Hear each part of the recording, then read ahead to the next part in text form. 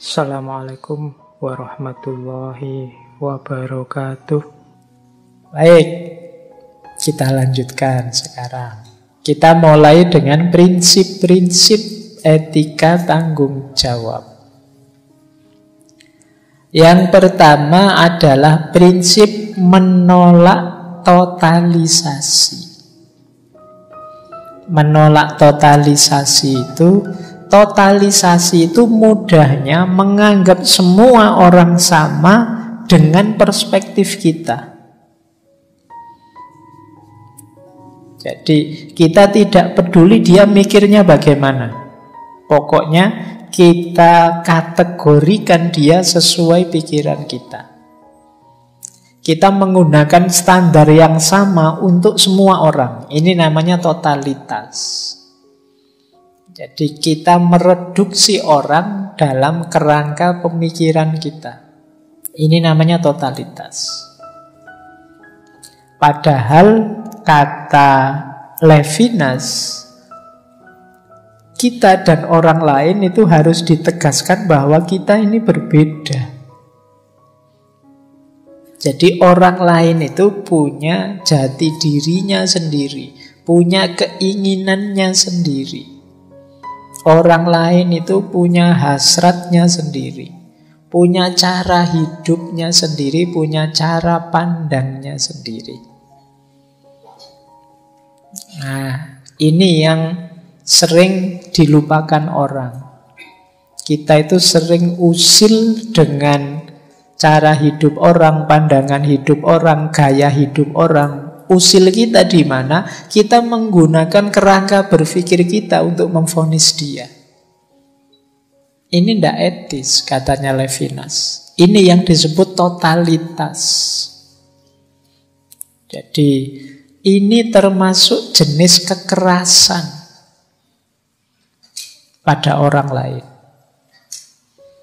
Jadi kan sering kan ada kasus-kasus semacam ini. Ada budaya tertentu yang tidak dihargai, dilecehkan, kemudian rame, viral, jadi kasus tertentu. Nah ini kenapa? Karena melakukan totalisasi tadi. Ya kita memang manusia yang punya prinsip, punya kebenaran, punya kerangka berpikir. Tapi orang lain juga punya, yang tidak selalu sama dengan kita. Kita membaca orang lain dengan kacamata kita, ya tentu saja tidak pas, tidak cocok. Mentang-mentang saya tidak suka tidak suka kopi, misalnya saya bilang takmir tidak usah nyediain kopi lah, teh saja lah lebih sehat kok. Atau air putih saja lah ya minggu depan, air putih itu lebih sehat. Dokter juga bilang begitu. Ini namanya totalisasi. Memperlakukan orang lain secara sama semuanya dengan perspektif kita yang satu itu. Ini namanya totalisasi. Mari semuanya mengikuti saya ngaji filsafat. Ngaji filsafat ini penting loh. Ini nanti misalnya itu promosi. Nah ini juga kalau tidak mempertimbangkan masing-masing orang bisa masuk totalisasi. Apa iya semua orang butuh filsafat misalnya? Apa iya semua orang punya passion di situ misalnya? Oh, tapi ini penting kok Pak. Ini induknya semua ilmu, ibunya semua ilmu. Kita sering promosi begitu. Ya, boleh saja kita menjelaskan begitu, tapi kalau kita memaksakan orang harus begitu, namanya totalisasi. Untung itu tidak ada yang tanya kalau ibunya filsafat, bapaknya siapa? Kok punya anak banyak sekali ilmu-ilmu. Oke, jadi prinsip pertama ini berarti apa? Orang yang melakukan totalisasi itu tidak etis. Jadi kalau kalian menilai orang, menjudge orang hanya dengan perspektifmu saja dan kamu anggap semua orang itu sama, itulah totalisasi. Nah, semoga teman-teman mulai paham sekarang arahnya etika tanggung jawab ini. Jadi bertanggung jawab tidak berarti kita memaksakan pandangan kita, perspektif kita, keinginan kita sebagai sama dengan pandangan, perspektif, keinginannya orang lain. Bahkan termasuk mungkin nanti pada anak-anak kita, pada saudara, tetangga, murid, mahasiswa kita. Jangan melakukan totalisasi. Yang kedua, transendensi. Kalau totalisasi tadi mungkin lebih menghargai dia. Kalau transendensi ini bahkan lebih jauh dari itu. Jadi, aku keluar dari diriku tidak sekedar untuk menyeberang. Menyeberang itu trans. Tapi juga untuk naik. Makanya istilahnya transendensi. Naik maksudnya apa? Naik menuju yang lain. Berarti apa? Sekarang aku melayani yang lain. Sesuai keinginannya, sesuai kebutuhannya, sesuai yang baik menurut dia. Ini namanya transendensi. Transendensi itu ya seperti tadi, kita memposisi. Kenapa disebut naik? Karena orang lain ini kita posisikan di atas kita. Kita melayani dia dalam tanda petik. Jadi ya kayak tadi loh, ada temenmu ke kamarmu misalnya, kamu padahal tadi mendengarkan musik kesukaanmu, tapi begitu dia masuk, kamu tanya, kamu senengnya musik apa? Oh, kalau saya sukanya koplo. Wah, ini baru murotal diajak koplo.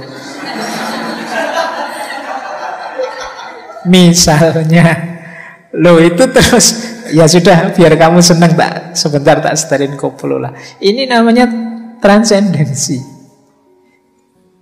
Jadi kamu melayani dia, kamu posisikan dirimu di posisi dia. Ini orang baik. Kalau kamu punya teman begitu kan kamu menyebutnya teman yang baik.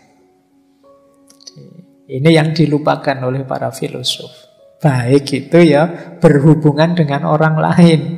Tidak hanya di luhurnya konsep atau kesenangan yang diperoleh. Tapi sejauh mana seseorang bisa mentransendensi dirinya di hadapan yang lain.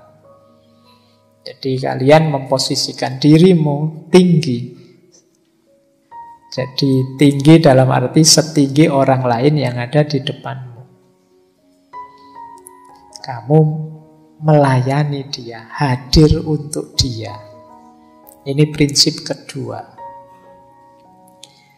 Prinsip ketiga, etika tanggung jawab itu hubungan yang asimetris. Ini menarik. Kita selama ini selalu bilang kesetaraan. Justru di sini Levinas bilang tidak. Dalam konteks kebaikan itu harus tidak setara. Tidak setara tidak dalam arti aku menindas dia, tapi aku melayani dia. Jadi ini kan terbalik, selama ini kita ingin setara, tapi di Levinas tidak. Hubungan kita itu tidak setara. Tidak setara dalam arti aku lebih tinggi, tapi sebaliknya, aku lebih rendah, aku siap melayanimu. Jadi diri kita dan yang lain ini tidak pernah jadi satu. Kita tidak selevel kok. Kamu lebih tinggi, ayo kamu ingin apa? Yang menurutmu baik apa? Aku bantu. Dan kita melakukan ini itu tidak untukku. Aku tidak punya pamrih apa-apa ya. Aku ingin kamu baik begitu saja.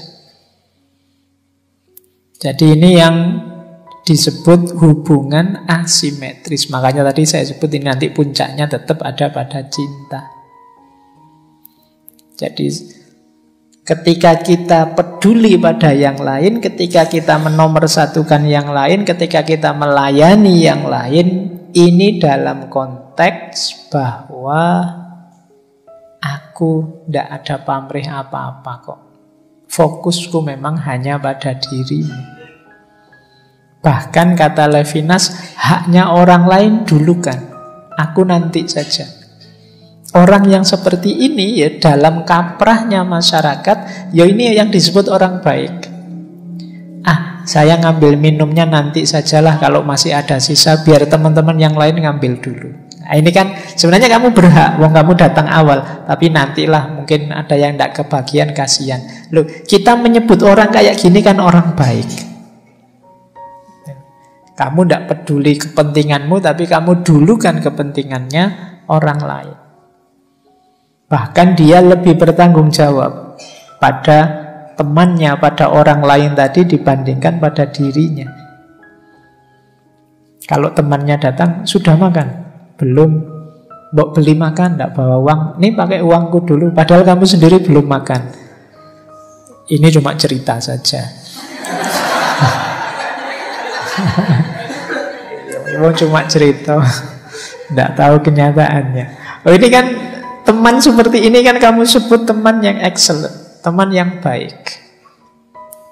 Nah, kayak jadi hubungannya asimetris. Kan yang lain terus bilang, wah tidak adil itu, wah tidak bagus itu dan lain sebagainya. Tapi tetap kamu yang melakukan itu disebut orang baik. Kalau simetris saja, yo pertimbangan hak, pertimbangan balasan tadi, pertimbangan tanggung jawab tadi, yo setara saja. Kalau setara saja, tidak ada yang disebut orang baik, yo biasa saja, memang itu haknya. Tapi kebaikan itu yo ketika orang melayani yang lain, melakukan kebaikan tanpa menghitung, tanpa menuntut apa yang dia dapat. Inilah orang baik. Oke, untuk malam hari ini saya cukupkan sekian dulu. Mohon maaf kalau ada yang kurang berkenan, mungkin 1-2 kekurangan apa, mohon dimaklumi. Kalau ada kekhilafan, kealpaan yang teman-teman ngerti benernya seperti apa, ya silahkan disampaikan. Kurang lebihnya mohon maaf. Wallahul muwaffiq, wallahu a'lam bissawab. Wassalamualaikum warahmatullahi wabarakatuh.